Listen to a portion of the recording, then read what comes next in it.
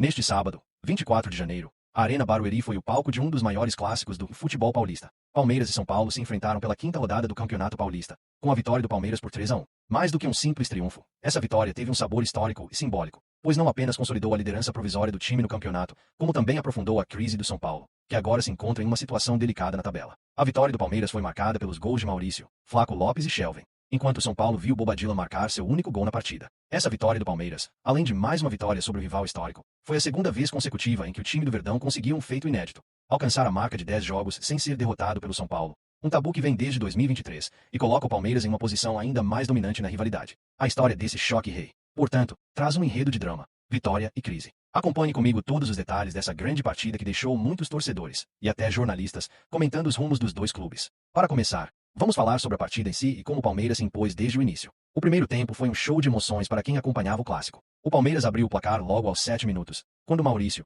aproveitando o espaço dado pela defesa do São Paulo, arriscou de fora da área e fez 1-0. A jogada foi muito bem executada, e o goleiro Rafael, apesar de se esticar, não conseguiu alcançar o belo chute do meio-campista alviverde. No entanto, o São Paulo não demorou para reagir. Apenas 5 minutos depois, aos 12 minutos, o São Paulo empatou. A jogada começou com Arboleda, que cobrou o escanteio com perfeição, e Bobadilla apareceu livre na área para aproveitar a oportunidade e marcar com um chute rasteiro que passou entre as pernas de Carlos Miguel, o goleiro do Palmeiras. O empate foi justo, pois o São Paulo vinha tendo boas chances de criar jogadas de perigo. Mas como se diz no futebol, quem não faz, toma. E foi exatamente isso que aconteceu. Aos 29 minutos, o Palmeiras, que já havia mostrado seu poder de reação, voltou a passar à frente. Flaco Lopes, que esteve bem durante toda a partida, recebeu um passe de Sosa e fez uma jogada inteligente dentro da área, com um toque de cavadinha por cima de Rafael, fazendo 2-1 para o Verdão. O São Paulo ainda teve boas chances de empatar novamente, principalmente com Gonzalo Tapia, que teve duas oportunidades claras, uma delas cara a cara com Carlos Miguel. Mas o atacante paraguaio desperdiçou ambas as chances, mostrando que, por mais que o time criasse, a falta de eficiência no ataque ainda era um problema para o tricolor. E como o ditado diz, quem não faz, toma. O Palmeiras aproveitou muito bem a falha do São Paulo. Antes de terminar a primeira etapa, o Palmeiras ainda teve mais uma chance de ampliar o marcador. Flaco Lopes, aos 42 minutos, chutou de fora da área, mas a bola passou por pouco à direita do gol de Rafael. Já nos acréscimos, Enzo Dias teve a oportunidade de empatar para o São Paulo, mas viu seu cabeceio ser defendido com segurança por Carlos Miguel, que, mais uma vez, se mostrou seguro. O primeiro tempo foi repleto de emoções, com muitas jogadas perigosas e um Palmeiras eficiente nas finalizações. Já o São Paulo, apesar de criar boas oportunidades, não soube aproveitar, e a vantagem do Verdão foi justa. O segundo tempo começou da mesma forma que terminou o primeiro, com o Palmeiras em busca de mais gols e o São Paulo tentando se recuperar. Aos 5 minutos, o Palmeiras voltou a balançar as redes. Shelvin, em grande arrancada pela direita, fez um cruzamento perfeito para a área, onde Flaco Lopes, de cabeça, devolveu para o lateral direito Shelvin, que, com calma e precisão, finalizou para fazer o terceiro gol do Verdão. A jogada foi uma demonstração de boa movimentação e entrosamento entre os jogadores, uma verdadeira obra de equipe. A partir desse momento, o jogo esfriou. O Palmeiras passou a controlar a posse de bola,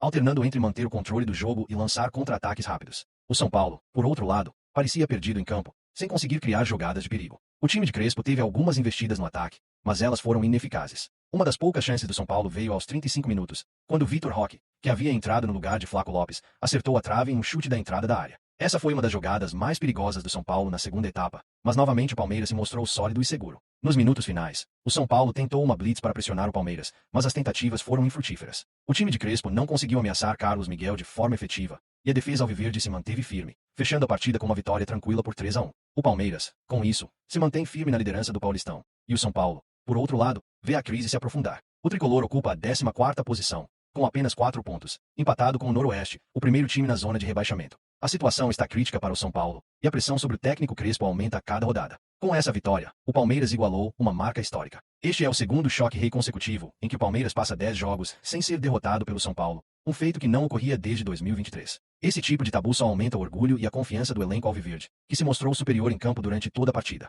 O time não apenas venceu, como também demonstrou um excelente desempenho coletivo e uma boa organização tática. Agora, o Palmeiras ocupa a liderança provisória do Paulistão, com 12 pontos, e aguarda o jogo do Red Bull Bragantino para ver se permanece no topo. Ao longo da partida, muitos torcedores do Palmeiras comentaram sobre a excelente atuação do volante Marlon Freitas, que chegou ao clube com algumas dúvidas sobre seu rendimento, mas tem se mostrado uma peça fundamental no meio de campo. Sua atuação contra o São Paulo foi muito elogiada, com a torcida destacando sua habilidade de desarmar, principalmente, de dar passes precisos para os companheiros de time. O trabalho de Marlon Freitas, assim como de outros jogadores do Palmeiras, foi essencial para a vitória do Verdão. Com essa vitória, o Palmeiras segue como um dos favoritos ao título do Paulistão, mas também sabe que ainda há muito a ser feito. O time precisa manter o foco e seguir buscando resultados positivos nas próximas rodadas. Para o São Paulo, a situação é bem diferente. O time precisa urgentemente reagir, tanto no ataque quanto na defesa, se não quiser ver sua situação se complicar ainda mais na competição. A pressão sobre Crespo cresce, e as próximas rodadas serão cruciais para definir o futuro do treinador e do time no campeonato. Por fim, o Choque Rei de hoje foi mais um capítulo de uma rivalidade histórica, que sempre promete grandes emoções. O Palmeiras sai de campo com uma vitória merecida, mais forte na liderança e com a moral elevada, enquanto o São Paulo tem muito que repensar para tentar se recuperar na temporada. E você, torcedor, o que achou da partida? Deixe seu comentário e nos diga o que mais chamou a atenção no jogo.